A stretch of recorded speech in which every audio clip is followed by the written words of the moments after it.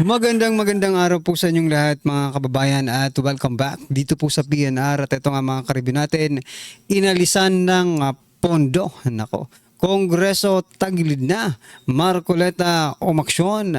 Yan mga kababayan, patungkol po riyan ang ating aalamin at bibigyan ng komento ngayong araw na ito.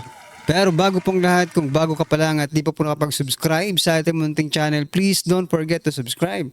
At palike na rin po ng video ito. Maraming salamat po. At eto na nga, simulan na po natin to. Sawala ang bayan ko sa magnanakaw na tao.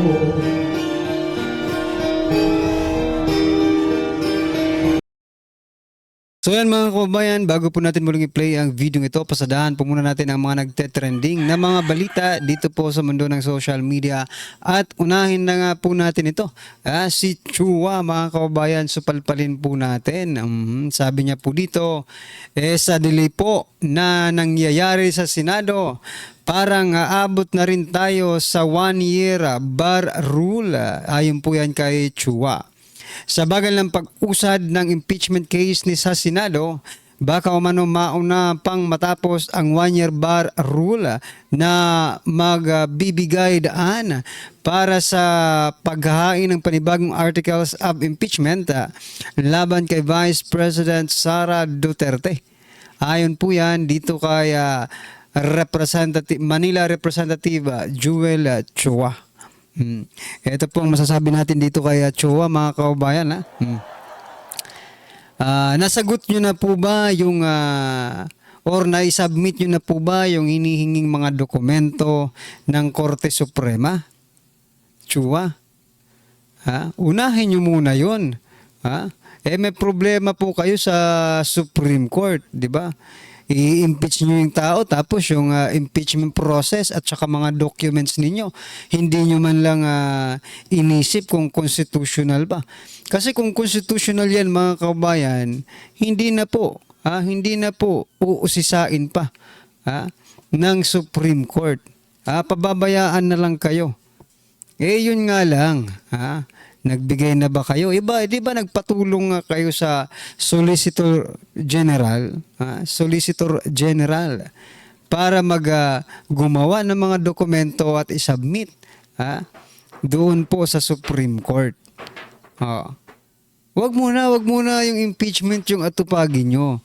Sagutin nyo muna yung Supreme Court, no? Para at least malaman ng taong bayan, oo nga, legal nga talaga yung ginawa nila. Mayroong doubt ng illegality. There is a concept of illegality. Doon po sa inyong impeachment of articles na yan mga kaubayan. Sinasabi pa ni Senator Marcoleta, nabasa nyo ba yan bago nyo pinirmahan? Ikaw Chua, nabasa mo ba yan bago mo pinirmahan? Ano ba ang motibo mo? Bakit ka pumirma? What is your reason? No? Bakit ka pumirma dyan sa impeachment complaint na yan? Where in fact, yung mga maprinsipyo nating mga congressman, tulad po ni Congressman Busita, ay hindi po pumirma. Maging si Richard Gomez ay hindi rin pumirma. Ito po mga kaubayan ang naging resulta ng hindi pagpirma ni Congressman Busita sa impeachment ni VP Sara. Inalisan po siya ng pondo for not signing the impeachment complaint. Eto mga karibyo natin, pakinggan po natin to. Baka sabihin nyo, gawa-gawa lang. Eto, Congressman Busita nagsalita patungkol po sa pag-alis ng kanyang pondo. At patungkol po dito sa impeachment complaint ni VP Sara. Alam mo, isa sa mga prominent na even Secretary Sal Panelo, si Sal was very vocal about this, is, well, at least you're talaga truly a man of principle. Dahil isa ka dun sa, isa ka sa hindi pumirma, supposed to be dun sa complaint or impeachment, if you like to, against VP Sara, no? Ang daming, nagulat din ng mga, doon, no? When everyone else wants to, alam mo na, get in the good graces of the powers that be na sinasabi nila. Ikaw hindi. You chose to be independent-minded and just followed what's in your heart. What triggered you? Anong pinaka driving force mo dyan to not to sign? Boss, alam mo, malaking factor yung kung paano ako pinalaki ng parents ko eh. Yung prinsipyo ba? Kasi anak mahirap ako, lumaki ako sa bahay kubo. Pumasok ako sa military, sa PNP, naging congressman. Ako talaga, may prinsipyo ako talaga, boss eh. At hindi ko, ang ano ko talaga, Panginoon lang at taong bayan ang pwedeng gumamit sa akin. At nasubaybayan ko, boss, yung proseso nito, yung investigation. At kung matatandaan mo, nagsimula yan sa sinasabing yung sa pondo, sa Confidential funds. Now, ipagpalagay natin, may mali doon sa paggamit ng pondo. Okay? Ang nakikita ko doon, may ibang pamamaraan eh. Na kung saan, kung ang interes ng sino man ay protektahan ang pera ng taong bayan, bakit si Vice President Duterte lamang? Ay meron dyan ang pondo, bilyon-bilyon eh. Correct. Gusto ba nilang sabihin na ina-assume nila na itong bilyong-bilyong pondo ng taong bayan ay nagagamit ng iba ng maayos? Ako, hindi naman ako manghuhula, boss. Hindi ako maniniwala. So, my point is, dapat, especially kapag elected official ka, ang titingnan mo yung interes ng taong bayan, hindi yung interes kung saan ka makikinabang. For me, hindi tama eh. Away politika ito. So everything is politics lang. Dapat, ang tingnan, interes ng taong bayan. Kung talagang, sabihin natin may mali, by the way, boss, lilinhawi ko sa ating mga kababayan, nung pulis pa ako, hindi naman ako nakinabang o naging malapit sa Duterte family. Wala. No? Nililinaw ko yan. So going back, ang tinitingnan ko kung tama yon, kahit 10 pages, pepermahan ko eh. Pero alam ko, mali eh. Bakit? Hindi interes ng taong bayan ang tinitingnan dun eh. Kaya hindi ako pumirma. Hindi ako namumulitika. Definitely. Alam ko lang na gusto ko, boss, pag may pinirmahan ako, kaya kong panindigan, kaya kong tayon. Ba't ka pumirma? Ayaw ko yung... So noted mga kababayan, pag meron po kayong pinirmahan, dapat nyo pong panindigan. Nako, ngayon po natin masusubukan kung meron ba pong mga paninindigan itong mga congressman na ito na mga pumirma doon sa impeachment complaint ni Vice President Sara Duterte. Sapagkat ang plano po ni Congressman ay ni Senator-elect Rodante Marcoleta ay tanungin po sila patungkol po doon sa kanilang pinirmahan.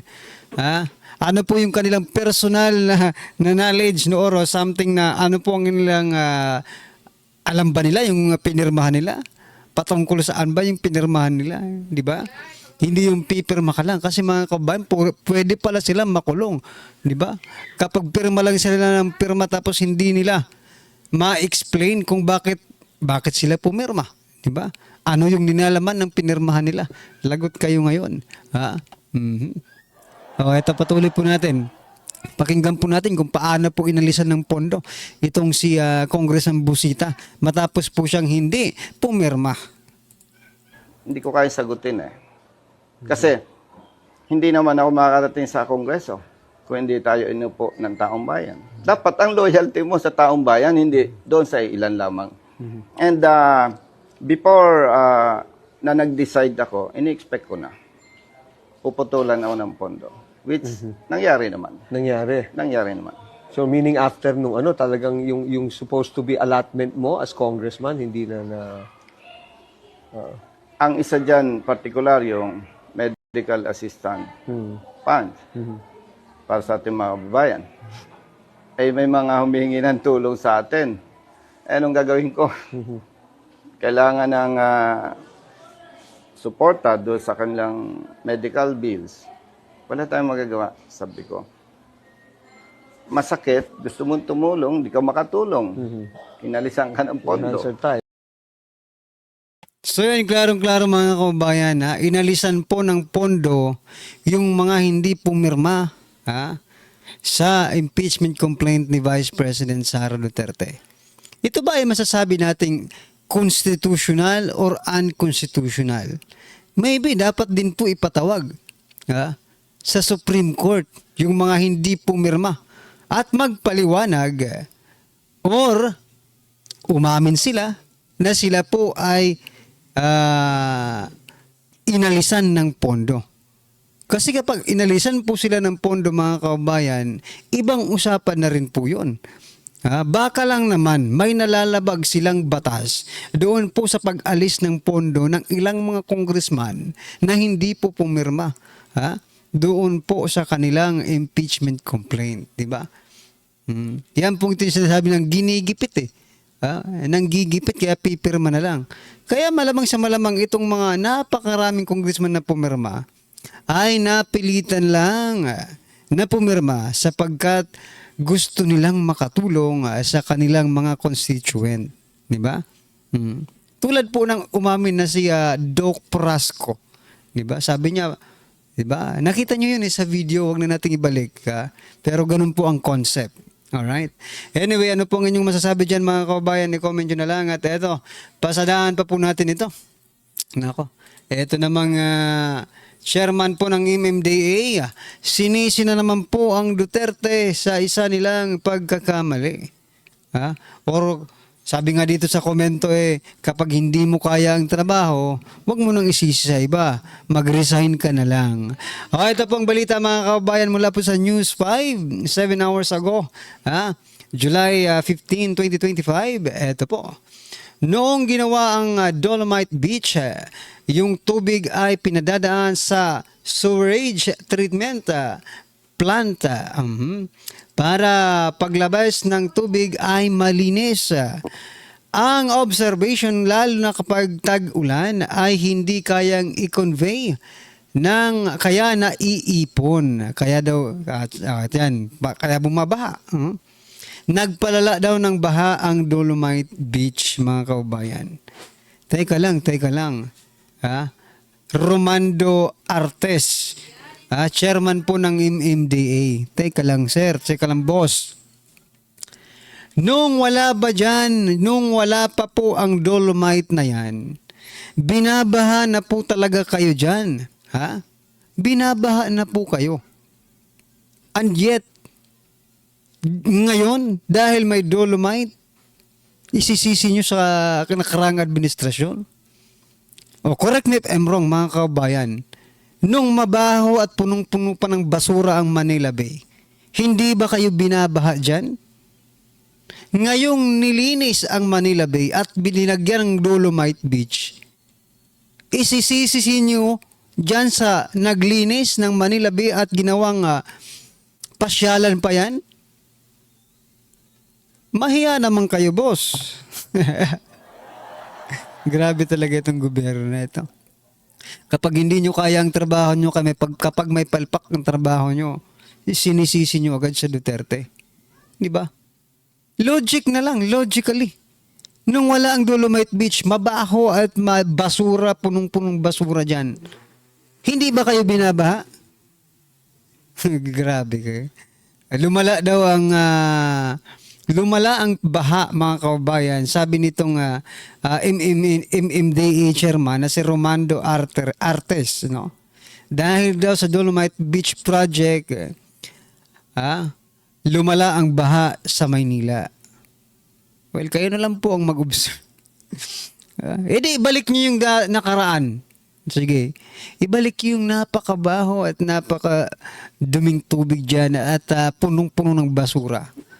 Nakikita nyo yan sa mga footage ng mga mainstream media noon, di ba?